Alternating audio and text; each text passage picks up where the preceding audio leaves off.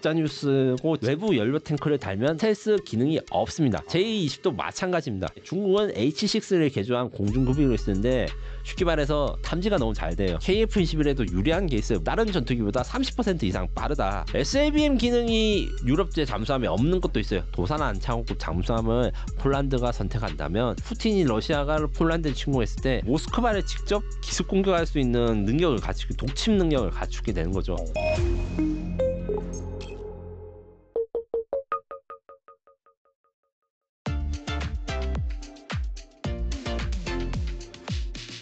그리고 최근 외신 보도에 따르면은 중국의 5세대 전투기인 J-20이 이 대한해협 봉수로를 비행했지만은 한국과 일본이 이를 제대로 포착하지 못한 것으로 알려져서 논란이 일었습니다. 이로 인해서 한국의 대스텔스 탐지 기술 개발 필요성이 다시금 부각이 되고 있는데 이 상황을 어떻게 보고 계신가요? 저는 중국의 가짜뉴스고 지금은 불가능하다고 생각합니다. 왜 그러냐면 지금 이제 김대영 위원님도 옛날에 보도한 적이 있는데 J-20 전투기가 중국 안우이성 우완리 그러니까 한국과 가까운 기지에 있어서 이게 이야기가 좀 된 적이 있었는데 네. 가깝다고 해도 지금 SCMP 그러니까 사우스 차이나 모닝 포스트가 공개한 J-20의 비행 경로는 뭐 대만도 갔다가 대한해협 그 통과해가지고 한국과 일본 사이 통과했는데 아무도 몰랐다. 요거를 선으로 꼽으면 5,000km 이상이 됩니다. 이 5,000km 이상을 J-20이 비행할 수 있다고 알려져는 있어요. 아, 그 대신에 그렇게 비행하려면 외부 연료 탱크 4개를 장착해야 됩니다. 스텔스는 매끈해야 됩니다. 돌출된 부분이 최대한 적어야 됩니다.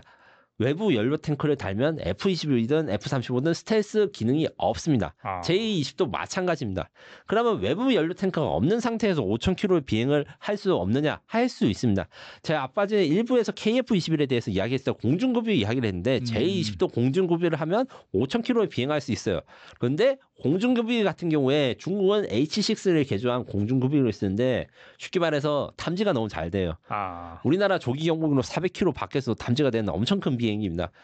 J-20은 탐지를 못할 수 있지만 J-20에다가 공중급유를 해주는 그 비행기는 충분히 탐지할 수 있기 때문에 이건 사실과 다르다고 저는 생각을 하고요. 다만 이게 영원히 그래서 불가능할 것인가 그것은 아닙니다.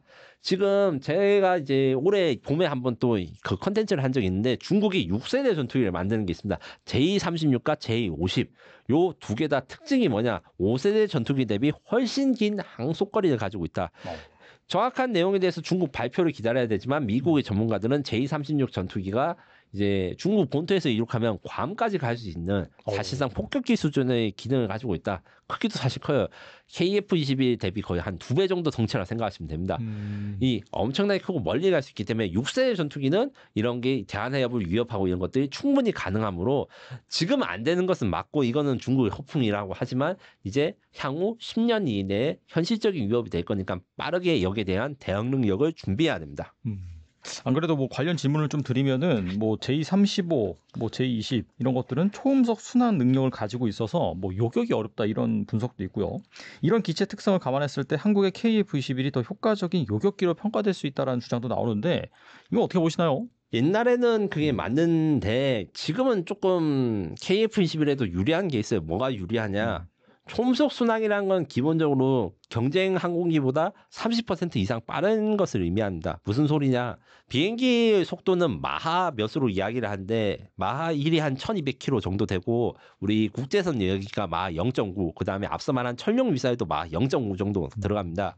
그래서 일반적으로 전투기는 마하 0.9로 비행한다 생각하면 되는데 이 초음속 순항은 마하 1.2에서 마하 1.5 정도로 비행을 하는 것이라 그 다른 전투기보다 30% 이상 빠르다. 순항 속도가. 다른 비행기는 마하 1.8을 낼 수 있지만 몇 분밖에 내지 못하고 실제로는 거의 내지 않습니다. 왜냐하면 연료 소모율이 너무 높아가지고 그래서 적진에 빨리 도착하고 빨리 탈출할 수 있습니다. 그래서 적진을 침투할 때 이 초음속 순항 능력이 좋아서 F-22가 F-35보다 좋은 이유가 이 초음속 순항이 가능하다. 이런 이야기를 많이 했는데 단점이 있습니다. 속도가 빨라지면 뭐냐? 열도 많아진다.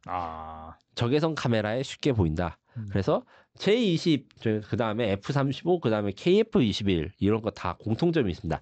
IRST라고 하는 적외선 추적 장비가 달려 있는데 이게 약간 코에 점 있는 것처럼 그 캐노피 앞에 이 카메라가 달려 있어요. 이게 적외선을 탐지하는 건데 요게 잘 탐지될 수 있어서 GCIP라고 하는 영국과 일본, 이탈리아의 차세대 전투기 같은 경우에는 초음속 순항을 하지 않을 거라 생각하고 이야기를 하고 있어요. 왜냐하면 이 적외선을 너무 잘 탐지되니까.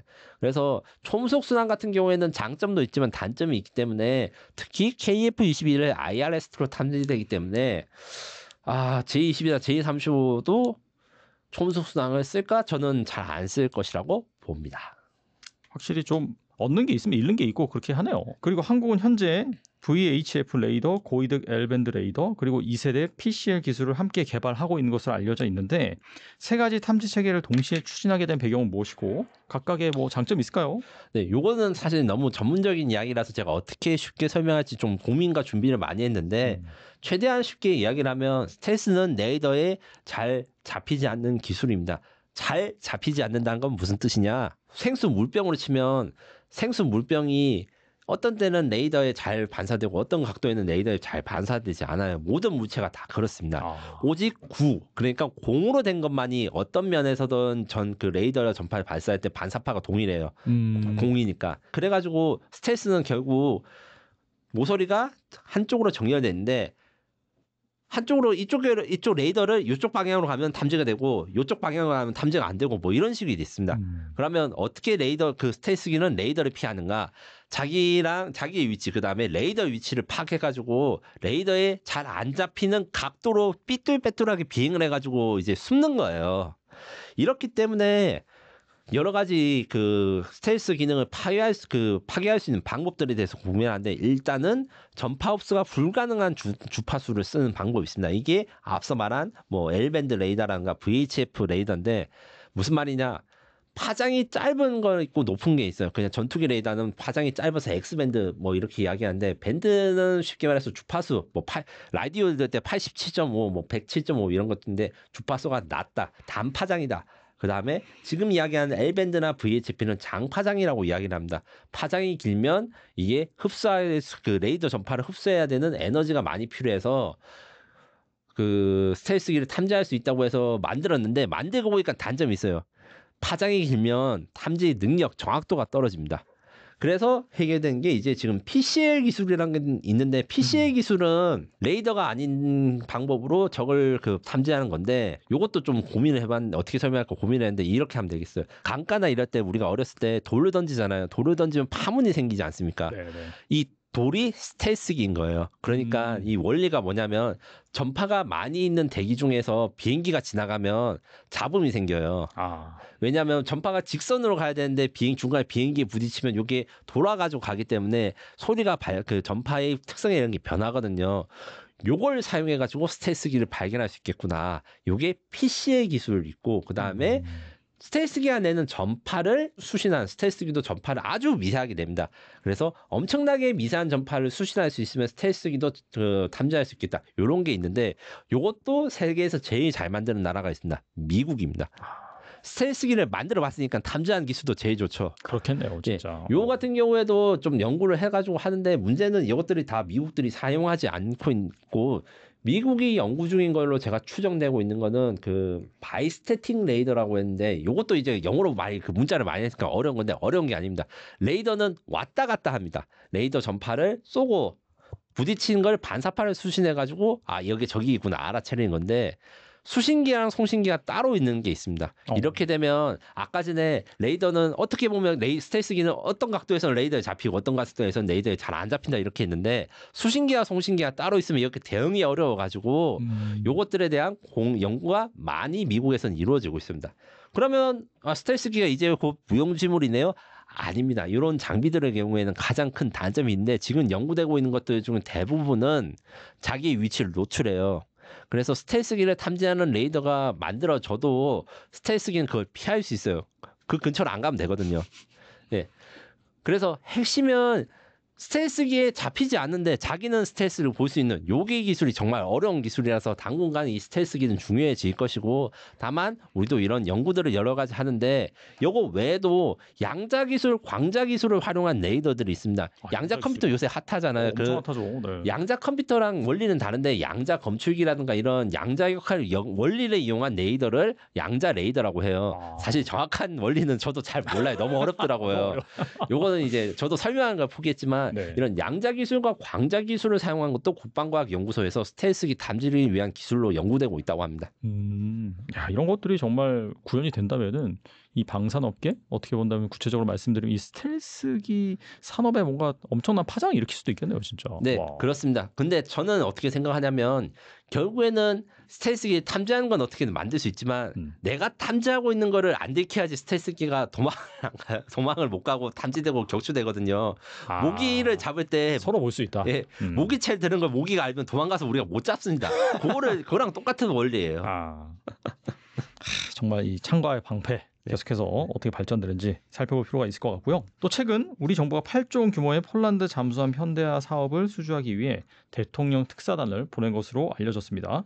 최근 방위비 증액을 내세우는 EU 국가들의 유럽산 무기 구매 우선 계획으로 한국이 발목을 잡히자 특사단을 꾸렸다라고 하는 후문인데, 폴란드가 유럽 국가들과의 압박을 뚫고 우리와 계약을 체결할 수 있을까요? 일단 어려운 점부터 먼저 말씀드리겠습니다. 사실 어려운 점이 적잖이 있습니다. 기본적으로 프랑스, 독일 눈치를 폴란드가 볼 수밖에 없고, 프랑스 마크롱 대통령은 대놓고 EU 회의에서 미국산이나 한국산 무기 사지 말고 유럽산 무기 사라고 막 이렇게 연설도 해요. 프랑스 입장에서 속이 탑니다. 자신들의 방위 사업들은 그래도 독일보다는 나은데 자꾸 이제 프랑스산 무기를 유럽 애들이 안 산단 말이지. 여기에 대해서 걱정을 실제로 해요. 다만 프랑스가 요구를 해서 무조건 유럽 국가들이 사는 건 아니지만 실제로 성사된 사례들이 있습니다. 네덜란드 차기 잠수함 사업에서 프랑스가 이 승리를 해가지고 곧 이제 프랑스가 네덜란드에 잠수함을 공급하게 되는데, 네덜란드도 폴란드처럼 환경이 비슷하거든요. 유럽 북쪽에 위치해가지고 연안에서 작전하고, 요것 때문에 좀 어려운 점이 있는 건 사실입니다. 왜냐하면 유럽 다른 나토 동맹국에서 이제 이 프랑스 잠수함을 샀으니까 독일이나 이제 프랑스 잠수함을 선택해야 되는 어려움이 좀 있거든요. 이게 유럽 표준이 아닌가 이렇게 하면서 대신에 우리가 포기를 한 게 너무 이릅니다. 프랑스 잠수함, 독일 잠수함은 지금 경쟁하고 있는 거는 뭐 바라쿠다, 재래식, 212 CD급 잠수함 이런 게 있는데 스펙은 우리보다 좋아요. 대신에 아직 페이퍼 워크입니다. 쉽게 말해가지고 스펙이 좋은 이유는 우리보다 늦게 나와가지고 신기술이 더 좋은 거예요. 그래서 건조 실적이 없고 이 실전배가 나오기 전까지 이제 초도함이 잠수함 같은 경우는 엄청 복잡하기 때문에 처음 나온 배가 고장이라든가 오류 아니면 뭐 쉽게 말해서 구멍이 뚫릴지 아무도 모르는 거예요. 이런 리스크가 있기 때문에 우리 대한민국 잠수함, 그러니까 도산 안창호급 잠수함을 폴란드가 선택한다면 안정성이 있습니다. 처음 구매했을 때 우리가 이미 오래 운영을 해봐서 운영의 리스크가 적어요. 거기다가 우리가 납기도 빠르죠. 6년 내 공급이 가능합니다.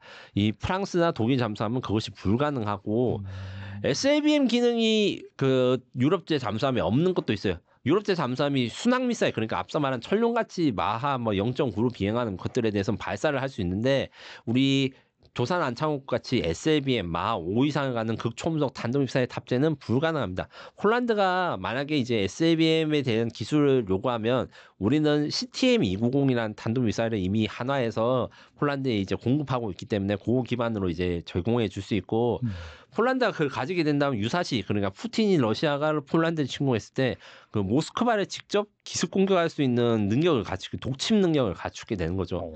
그리고 천만다행인 게 이게 이번에 폴란드 잠수함 사업이 G2G 국가 간 거래로 합니다. 국가 간 거래라는 게 아까 전에 말한 대통령 특사단 보낸 거랑 연관이 되는데, 하나오션이나 HD 현대중공업이 이제 따로 폴란드 정부랑 계약하는 게 아니라 대한민국 정부와 폴란드 정부가 계약을 합니다. 이게 무슨 말이냐? 우리가 측면에서 잠수함 외에도 지원을 많이 해줄 수 있다.